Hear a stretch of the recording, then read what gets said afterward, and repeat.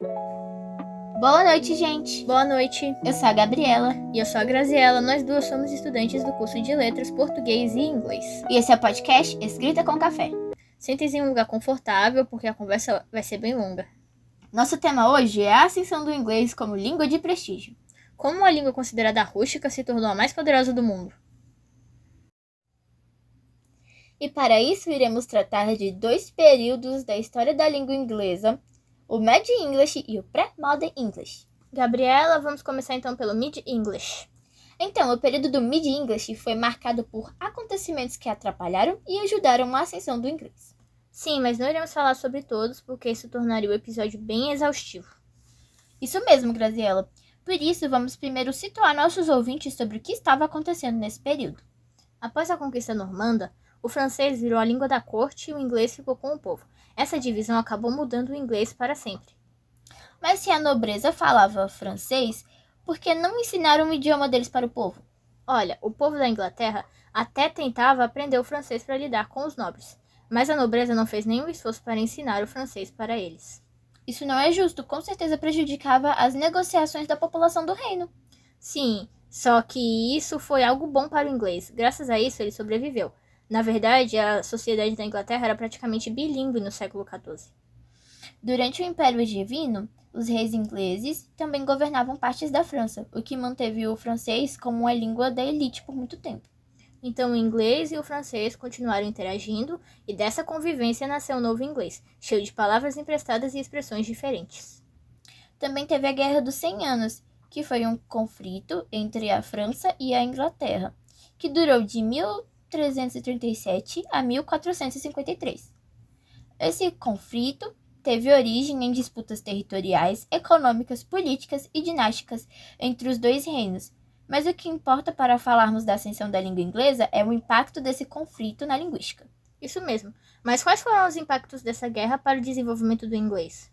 Então, devido à rivalidade entre a França e a Inglaterra, o francês foi desprestigiado e passou a ser visto como a língua do inimigo. Também houve o enriquecimento vocabular. Verdade, me lembrei agora que a Guerra dos 100 Anos acendeu o sentimento nacionalista dos ingleses e que isso levou à ascensão do inglês e de sua literatura. Mas também teve a Peste Negra, que foi uma grande fatalidade para a Inglaterra, porém foi muito boa para a ascensão da língua inglesa. Como uma doença que matou quase um terço da população europeia, ajudou no desenvolvimento do inglês. Com a morte de muitos dos membros da elite que falavam francês, muitos falantes de inglês subiram na hierarquia social, fora a ascensão dos comerciantes que contribuiu para a valorização do inglês como a língua de comércio e negócios. O interessante é que nas escolas o ensino do francês foi substituído pelo ensino do inglês. Então quer dizer que uma pandemia mortal contribuiu e muito para a consolidação de uma das maiores línguas do mundo? Isso mesmo. Tinha a Guerra das Rosas também. Foi uma guerra civil entre as casas Lancaster e York.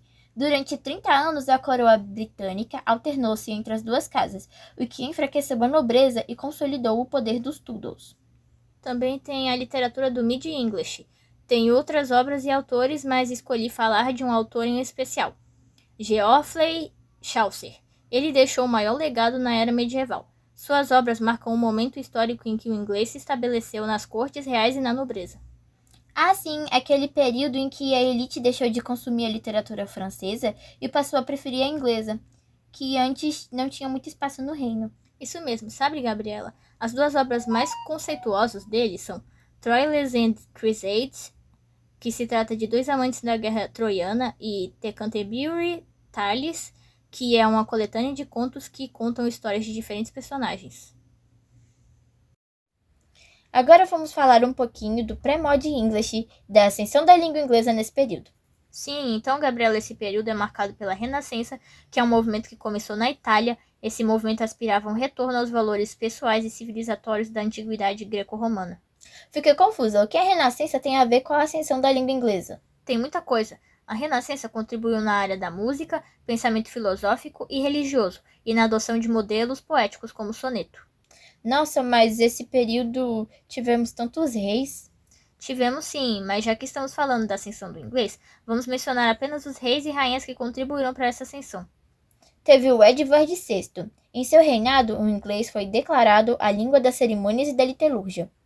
Durante o reinado dele, o livro O Book of Common Prayer foi publicado e declarado pela Lei da Uniformidade o único livro-texto de rituais litúrgicos a ser utilizado no reino. Sim, porque naquele período havia uma disputa entre católicos e protestantes. Os textos religiosos estavam sempre em idiomas como latim ou francês, então isso foi um grande marco para a língua e literatura inglesa. Com Elizabeth I, o inglês se consolidou de vez como língua oficial da Inglaterra. Foi também o período de Shakespeare, que mostrou que o inglês podia ser tão poderoso quanto o latim ou o francês. A era elizabetana foi um marco cultural. O inglês virou língua da arte, da religião e da política.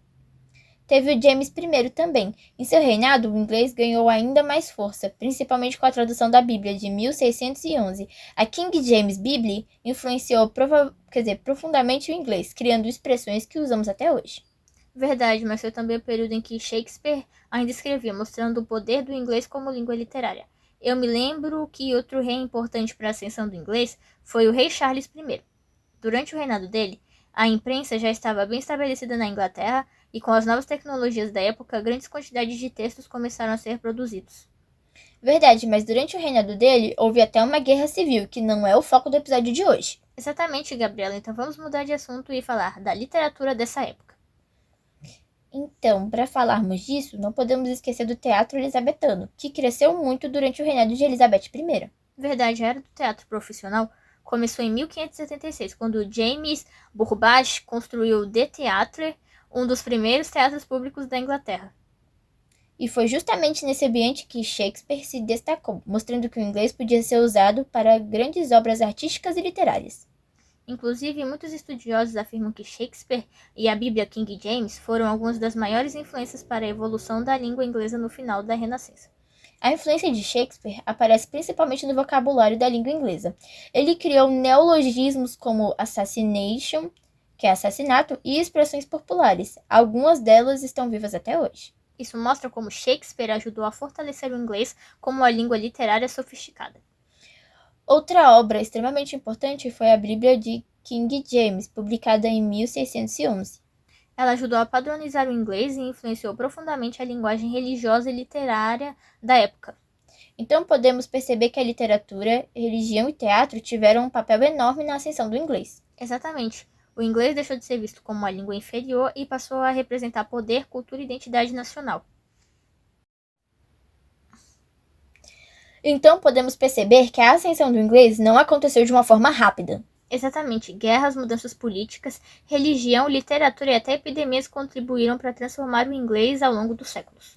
O inglês deixou de ser uma língua vista como inferior e passou a ocupar espaços importantes na política, na arte, na religião e na literatura. E autores como Geoffrey Chaucer e William Shakespeare ajudaram a mostrar que o inglês podia ser tão sofisticado quanto o latim ou o francês.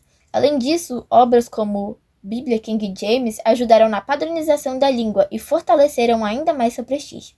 Hoje, o inglês é considerado uma língua global, mas tudo isso foi resultado de um longo processo histórico e cultural. Esperamos que vocês tenham gostado do episódio de hoje. Obrigada por ouvirem o nosso podcast Escrita com Café. E até o próximo episódio! Tchau, gente!